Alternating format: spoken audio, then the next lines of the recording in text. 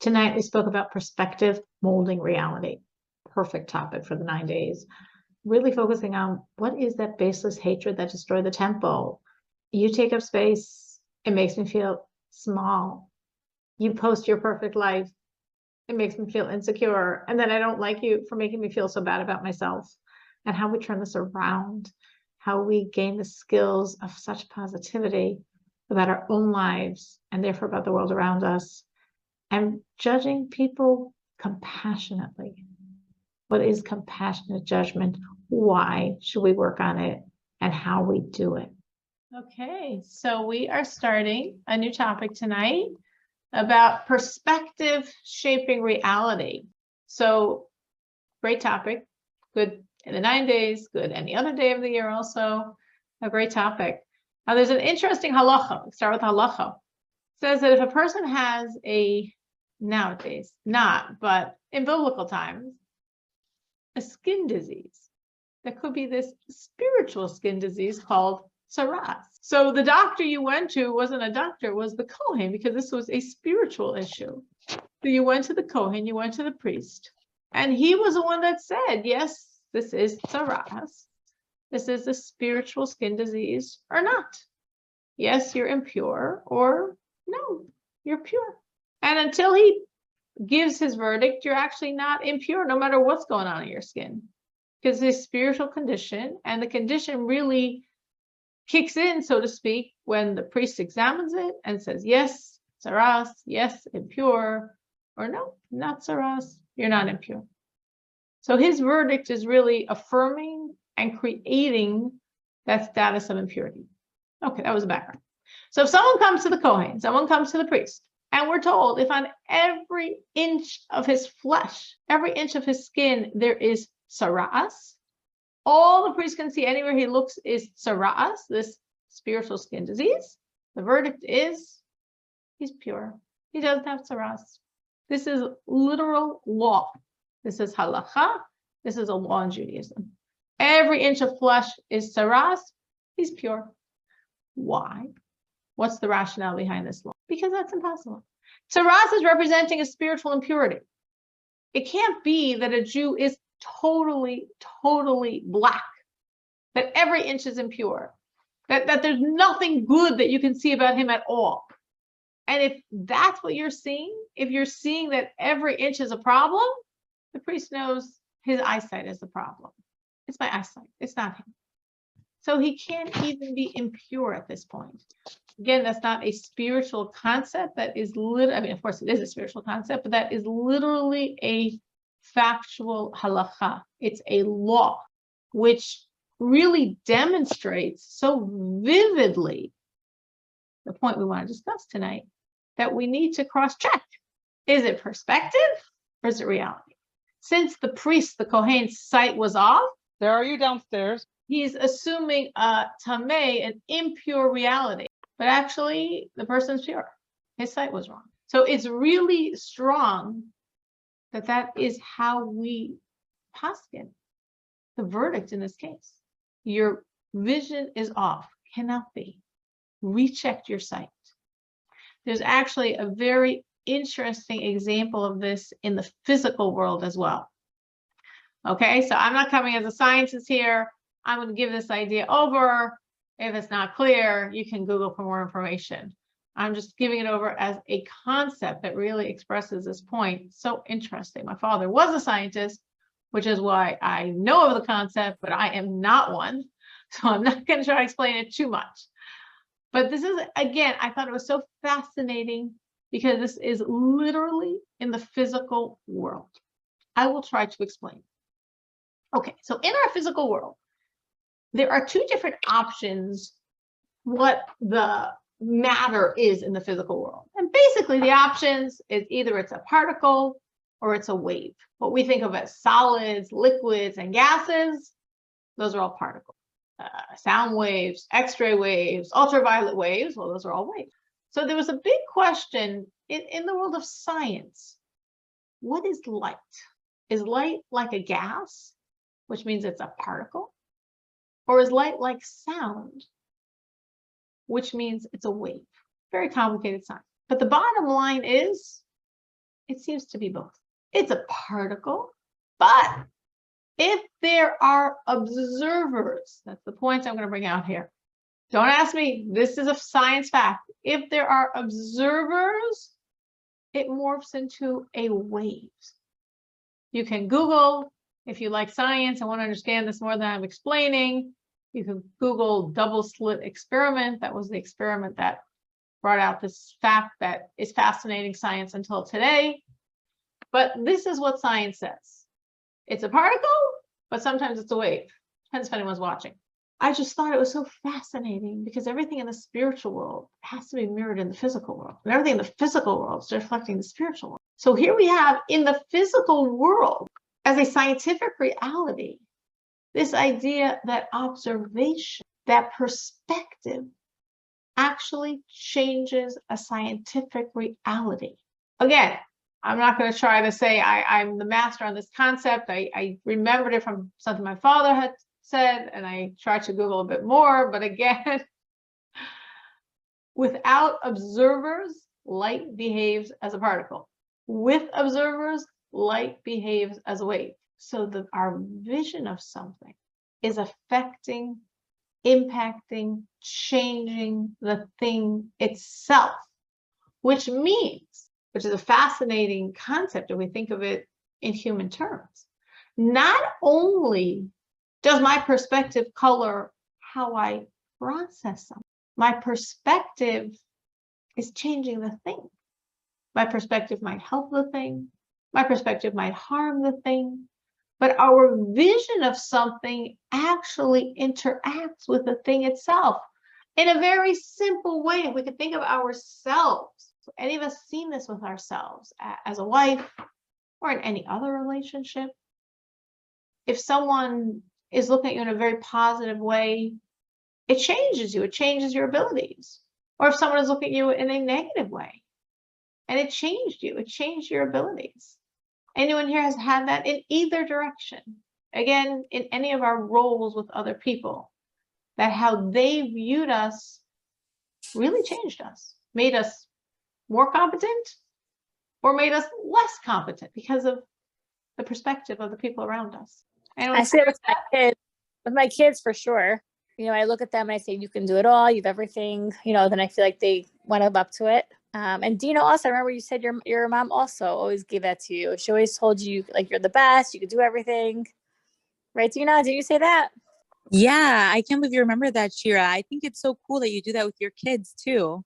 No, I didn't say I do that. I tried to. But I remember you saying that, and I was like really I remember you saying it also, Dina. Yes. Yes, and as an adult, I look back at it, and there's always times where people will say, "Oh, wow, you don't like think you're never scared that you can't do something, whether it's school or whatever." And I really think it's because all my siblings are like that. They just get up and go do it, and it's because we never it's never a question in our mind if we're capable or not, because of course we are. So I think that it's really from my mother. I really think it's from that. That's such a beautiful testimony to her. That's really special. So, right. So Shira's saying, my question was, have any of you personally experienced the receiving end of the positive or negative? So Shira already jumped to the giving end. And Shira's saying, as a mother, she changes her children when she looks at them, and not only looks at them, but talks to them, like peps them up with this positive eye. And Dina says, yes, I'm a product of a mother who did that. Anyone had this experience themselves that someone gave them a lot like Dina had? Dina saying, yeah, I did, my mother. Anyone had that they were either given a lot of positive by someone and saw how it changed them, or looked at it in a negative way by someone and saw how it changed them? Okay, so I'll speak again. So Mrs. Turn, it was you when all the schools did not accept me, and you looked at me and said, you have a beautiful neshama. And I'm like, me? I'm like, what are you talking? You're talking to me?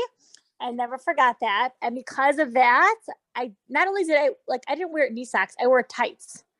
Like I followed every single rule. I even went to like kumzitzes and like said to our Torahs on Shabbos, just because you told me I'm a beautiful neshama.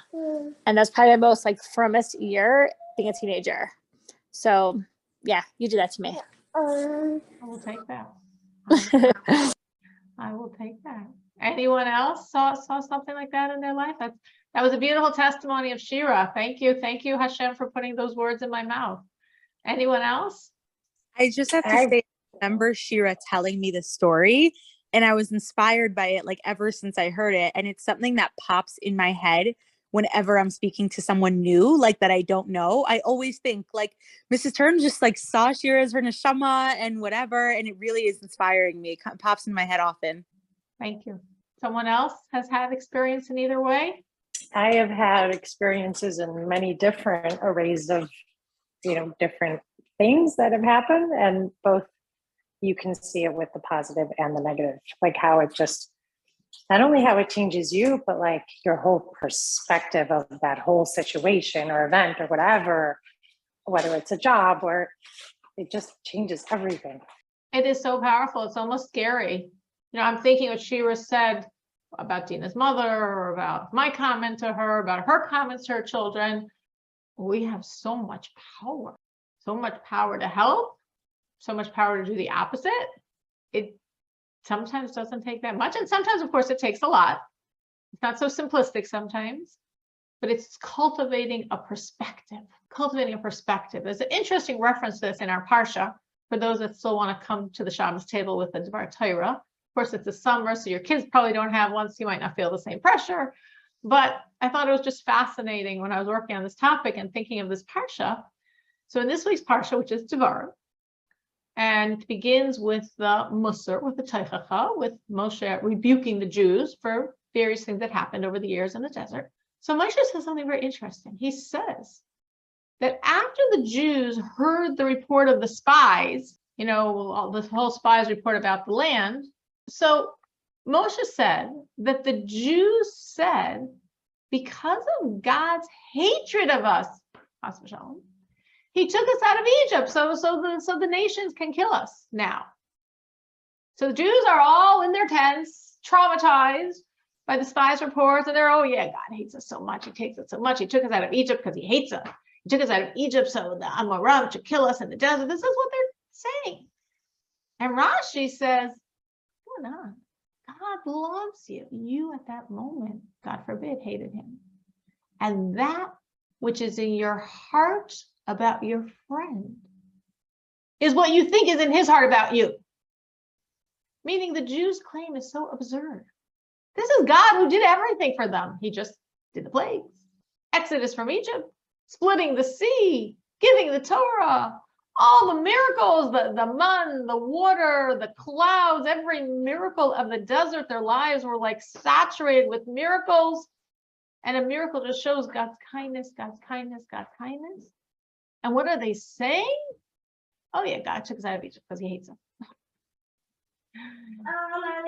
Meaning it's the most irrational thing that has nothing to do with any shred of reality that they've experienced. But since that was their perspective, coming from their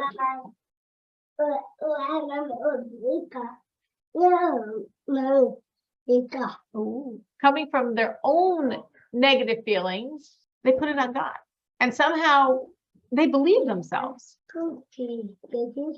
How they were looking created what they saw. Because they were looking with such a bad eye, that created what they saw. And they saw that evil, that negativity, that hatred, God forbid, God himself. Totally against everything that they experience. But what does that have to do with anything? What does reality have to do with anything?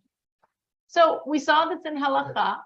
We saw this in Jewish law about the priest and the person covered with tzara'at, that our perspective impacts our sight. I mentioned this in science, that our perspective changes what we see.